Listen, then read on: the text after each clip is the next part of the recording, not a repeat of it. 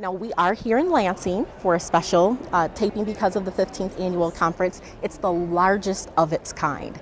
So we're excited to have you guys join us. And we're excited for you to be here. I think it's a great conference.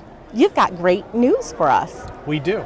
I want to hear a little bit more about Grand Rapids, even though I'm from there, but we've got many different people, various different cultures. It's a very diverse place to live, and the Dwelling Place has been doing quite a bit with MSHDA. You care to explain, Denny? Sure. I've been with Dwelling Place since 1989. The organization's been around since 1980, but it was based in downtown Grand Rapids originally and was concerned about displacement of people who lived in the neighborhood at the time.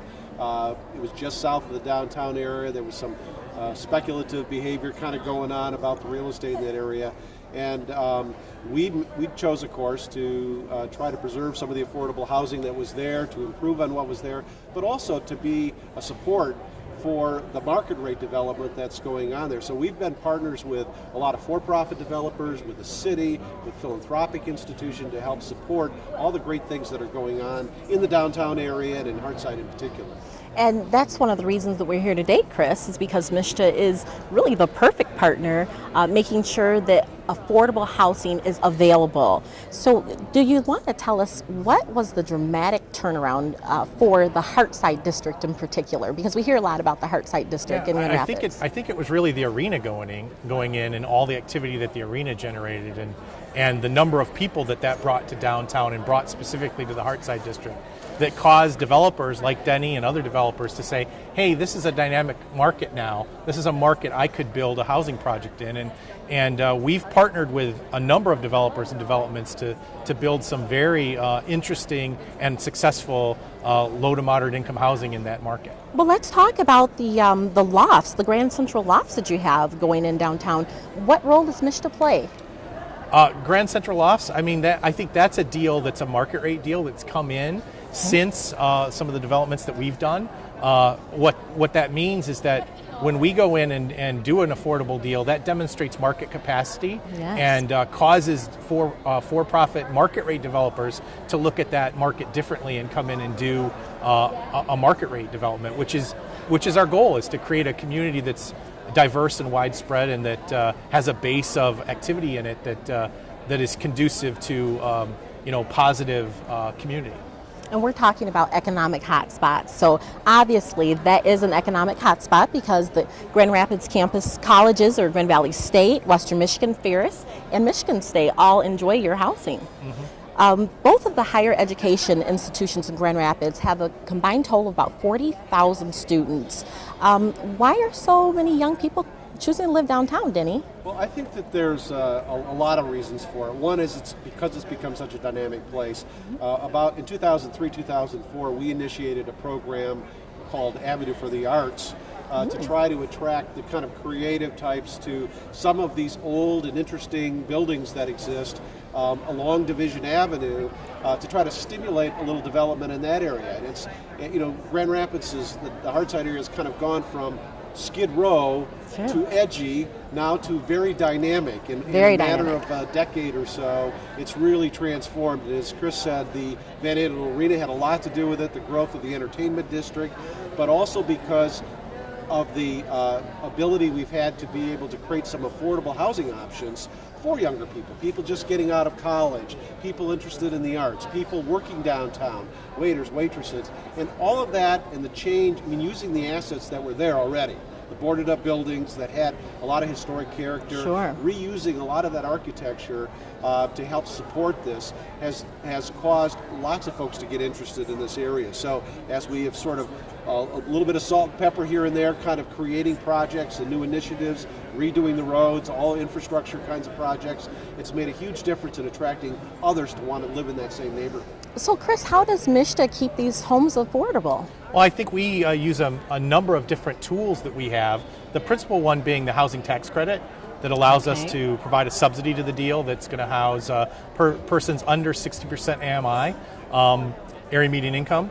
That tool really allows us to successfully build and operate these apartment complexes. And we've done a number of projects in this submarket. It's probably, for the housing tax credit, probably the hottest submarket in the state.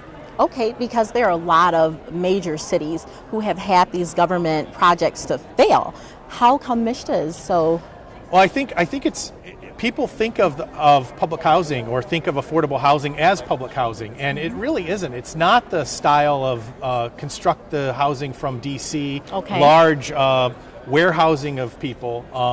Like the Cabrini Greens in Chicago that were unsuccessful and that have been redeveloped over the years. Low-income housing, tax credit housing is not that. I mean, I think the secret to the housing is that if you drive this market and you look at the different apartment buildings, you can't tell which ones are affordable and which ones are. Right? I think that's really important. True. Design is so important. We And like quality. To see, quality. What we do at Dwelling Place, with anything we do, and I know this is true of other developers doing low-income housing, credit housing in that area, is to make sure that it is indiscernible to anyone walking by, that difference between what is a market rate house and what is a low-income housing tax credit apartment building as well. And you can do that in all kinds of different ways. Good management, good design, making sure the quality is there, and I think that is what the low-income housing credit has, and a lot of other financing support from MSHDA, the City of Grand Rapids, and others has made it possible to do. And then the city paying attention to infrastructure as well. Oh yes.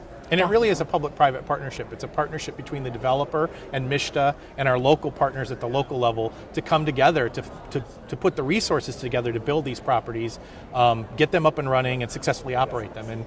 And I think we're as successful in that submarket in the Hearthside district in Grand Rapids as any submarket in the state. So we know about the Hearthside district, and before we go, I'd like to know if maybe you could share maybe one or two other success stories out of the revitalization in Grand Rapids. Well, I think there's a lot of things going on. There's a new transit system, the bus rapid transit, that's going to be initiated. They're actually starting construction on the stops, which will be huge for Grand Rapids. Oh, yes. That's going on. South of the Hearthside area, Tapestry Square, which ICCF, the Intercity Christian Federation, is working on. There's other developers that are doing some great stuff.